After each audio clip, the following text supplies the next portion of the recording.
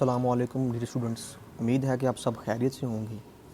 Students, हमने start की हुई थी एक्सरसाइज 9.1। आज हम करेंगे क्वेश्चन नंबर 3, जो कि कुछ इस तरह है। What is the circular measure of the angle between the hands of a watch at 4 o'clock।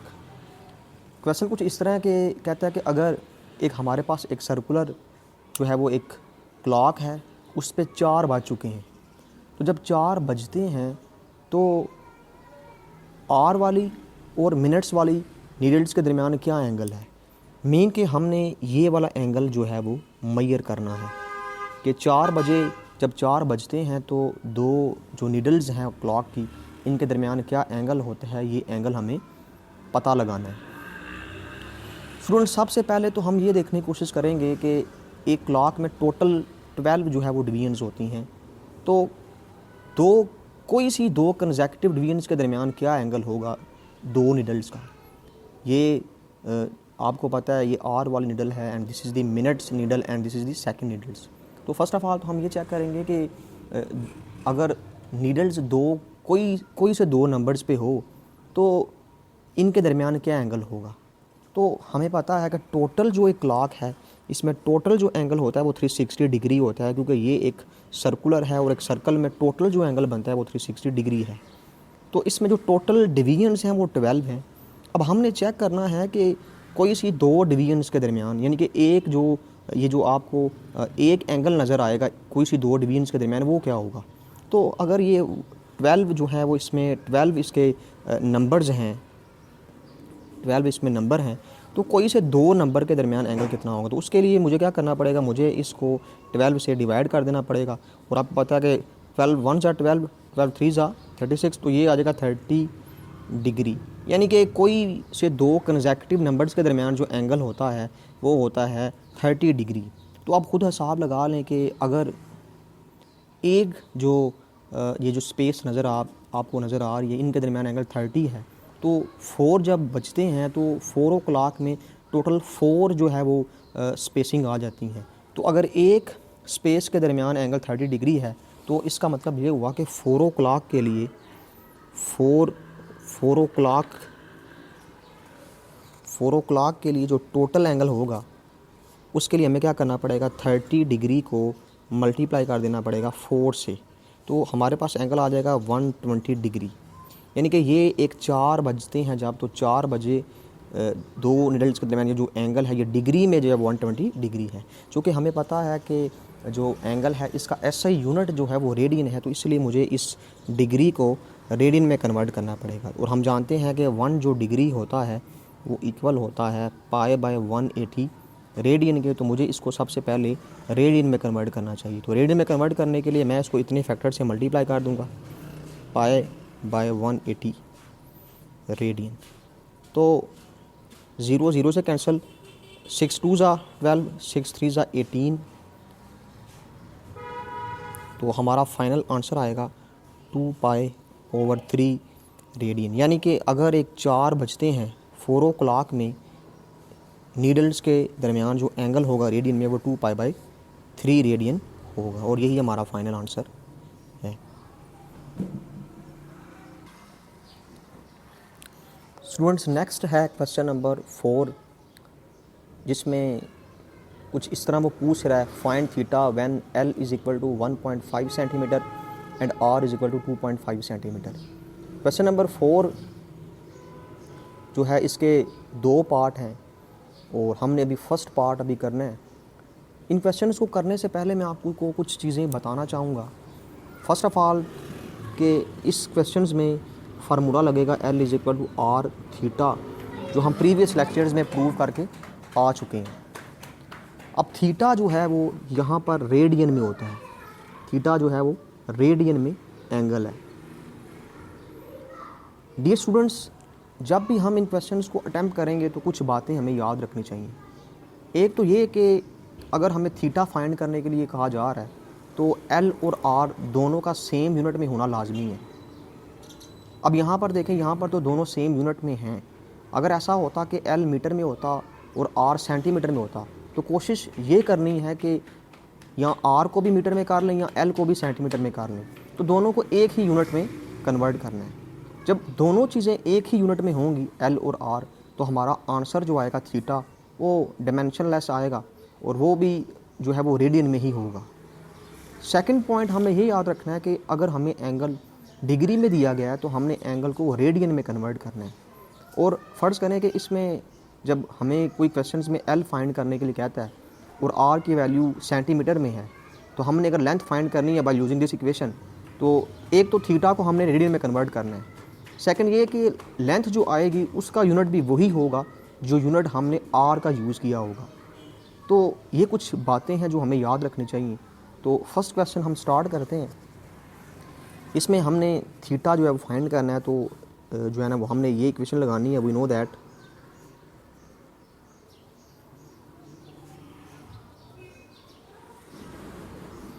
L is equal to R theta. तो यहाँ पर हमने थीटा फाइंड करना है। थीटा इज़ इक्वल टू आ जाएगा जी L ओवर आर। L है 1.5 सेंटीमीटर, R है 2.5 सेंटीमीटर। तो सेंटीमीटर सेंटीमीटर से कैंसिल हो जाएगा और हमारा आंसर आएगा 0.6। और चूँकि ये डायमेंशनलेस है और थीटा यहाँ पर वैसे भी रेडियन में होता है, तो हमारा ये आंसर रेडियन में आ जाएगा कि 0.6 रेडियन। इसी तरह अगर मैं सेकंड पार्ट की बात करूँ, इसमें L हमारे पास 3.2 मीटर है और R हमारे पास 2 मीटर है। तो यहाँ पर भी हमने जो है वो थीटा फाइंड करना है। तो अगेन वी नो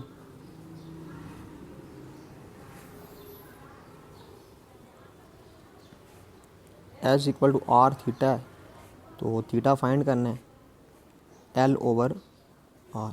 हमने यहाँ पर वैल्यूज़ पुट करनी है 3.2 metre and 2 metre.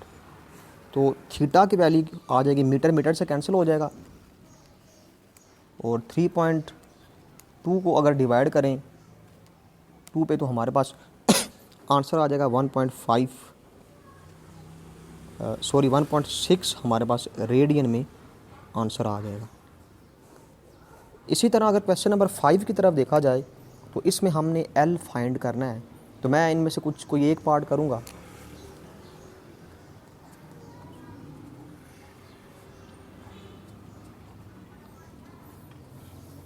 Find L when. तो इसका फर्स्ट पार्ट है जी, जिसमें थीटा हमारे पास है पाई रेडियन में और R है 6 सेंटीमीटर। तो देखें इसमें थीटा हमारे पास ऑलरेडी रेडियन में है और R की वैल्यू 6 सेंटीमीटर में है। तो इसमें आपने ये बात याद रखनी है कि हमने फाइंड करना है L। तो लगाना तो सिंपल फार्मूला है हमने, लेकिन इसमें यूनिट की बात आपने याद रखनी है कि यूनिट वही लगाना है जो यूनिट इस R के साथ लगा हुआ है। वैसे हमें पता है कि लेंथ का ऐसे यूनिट मीटर है। तो यहाँ पर भी देखें, अगर आप सेंटीमीटर से मीटर में जाते हैं तो फाइनली फिर आपको लेंथ के साथ भी मीटर ही लगाना पड़ेगा। तो फाइनल वी नो दैट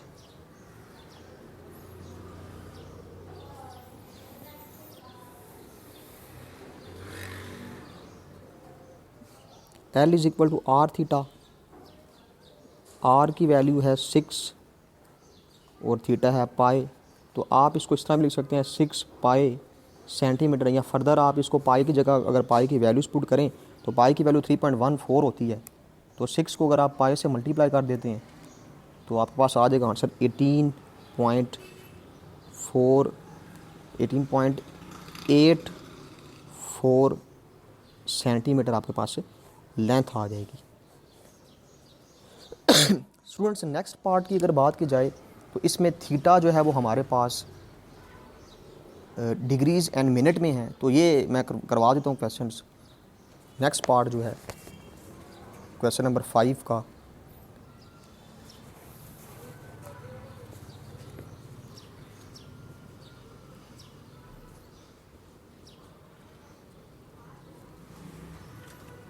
इसमें थीटा है जी 65 degree 20 minute and R is equal to 18 millimetre. तो सबसे पहले तो फर्स्ट ऑफ ऑल हमें थीटा को रेडियन में कन्वर्ट करना चाहिए, क्योंकि एंगल का ऐसा यूनिट रेडियन है। और वैसे भी जो ये इक्वेशन हम लगाते हैं L is equal to R theta, इसमें थीटा रेडियन में होना चाहिए। तो देखें हम इस तरह के क्वेश्चन ऑलरेडी करके आ चुके हैं कि अगर हमने इसको रेडियन में कन्वर्ट करना है थीटा को, तो 65 तो ऑलरेडी डिग्री में है, तो प्लस इस 20 जो मिनट है इसको अगर मैं 60 से 20 मिनट को हमें पता है कि जो 1 डिग्री है वो 60 मिनट के बराबर है। अगर 1 डिग्री में 60 मिनट है तो 1 मिनट में 1/60 डिग्री होगा। तो 1/60 डिग्री का मतलब ये है कि 60 से डिवाइड कर दें तो ये हमारा आंसर जो है वो डिग्री में आ जाएगा। तो डिग्री का मतलब ये नहीं कि 20 के साथ डिग्री का साइन है, ये दोनों के साथ डिग्री का साइन है। तो ये 0 0 से कैंसिल, यहाँ पर आ जाएगा 65 डिग्री प्लस 1/3 डिग्री। तो अगर आप इसका एलसीएम लें तो 65 को अगर मल्टीप्लाई करते हैं 3 से और साथ ही आप 1 में इसको ऐड कर दें तो ये आ जाएगा 196/3 डिग्री। आप इसको फर्दर भी जो है वो सिंप्लीफाई कर सकते हैं। अगर आप 196 को 3 पे डिवाइड कर दें तो कुछ आ जाता है हमारा answer theta is equal to, अब देखें इसको आप डेसिमल में कन्वर्ट करने से पहले अगर आप इसको रेडियन में कन्वर्ट करना चाहें तो फिर भी ठीक है। यानी कि आप अगर इसको इस तरह कर लें कि 196/3 ये तो ऑलरेडी डिग्री में है, और डिग्री से अगर आपने रेडियन में जाना है तो डिग्री से रेडियन में जाने के लिए हमें क्या करना पड़ता है, हमें 1 डिग्री पता है इक्वल होता है π/180 रेडियन के। तो हम इसको क्या करेंगे, हम π/180 से इसको मल्टीप्लाई कर देंगे। तो π/180 से अगर मल्टीप्लाई करते हैं तो ये आंसर आ जाता है हमारा, 3 को आप 180 से मल्टीप्लाई कर दें तो ये तकरीबन आ जाता है 720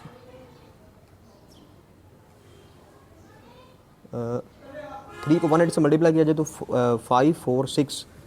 546 हमारा आंसर आ जाता है, और ये 196 पाए। तो ये देखें थीटा हमारा रेडियन में कन्वर्ट हो चुका है। अब आप इक्वेशन यूज़ करें L is equal to R theta. तो अब यहाँ पर अगर आप R की वैल्यूज़ पुट करें जो कि 18 मिलीमीटर है तो लेंथ भी आपकी मिलीमीटर में ही आएगी। आप इसको मल्टीप्लाई करते 196 पाई और 4546 से, तो जस्ट यहाँ पर मल्टीप्लिकेशन करनी है 18 को 86 इंटू पाई और डिवाइड कर दें इसको 6 से, तो आपका आंसर आ जाएगा L is equal to 20.29 millimetre. तो लेंथ हमारी जो है वो मिलीमीटर में आ चुकी है। स्टूडेंट्स लास्ट जो इसका L is equal to R theta से जो रिलेटेड क्वेश्चन है वो है क्वेश्चन नंबर 6। इसमें आप हमने फाइंड करना है R। तो मैं इसमें जो है वो क्वेश्चन नंबर 1 करूँगा सिंपल। इसमें L जो है वो हमारे पास है 5 सेंटीमीटर और थीटा है हमारे पास 1/2 रेडियन। तो देखें हमने सिंपल इसमें हमने R फाइंड करना है। तो L is equal to R theta हमारे पास रिलेशन मौजूद है। तो R इज़ इक्वल टू हो जाएगा जी L ओवर थीटा। तो L की वैल्यू तो है 5 सेंटीमीटर और थीटा जो है वो 1/2 ऑलरेडी रेडियन में है। तो ये 2 ऊपर जाएगा तो मल्टीप्लाई कर देगा। R is equal to 10 centimetre हमारा रेडियस आ जाएगा। इसका पार्ट नंबर जो 2 है इसमें हमारे पास एंगल डिग्री में है। तो फर्स्ट ऑफ ऑल तो हम इसको डिग्री से रेडियन में कन्वर्ट करेंगे। इसके बाद हम सिंपल जो है वो ये फार्मूला यूज़ करेंगे L is equal to R theta वाला, और हमारा फाइनल जो है वो आंसर आ जाएगा।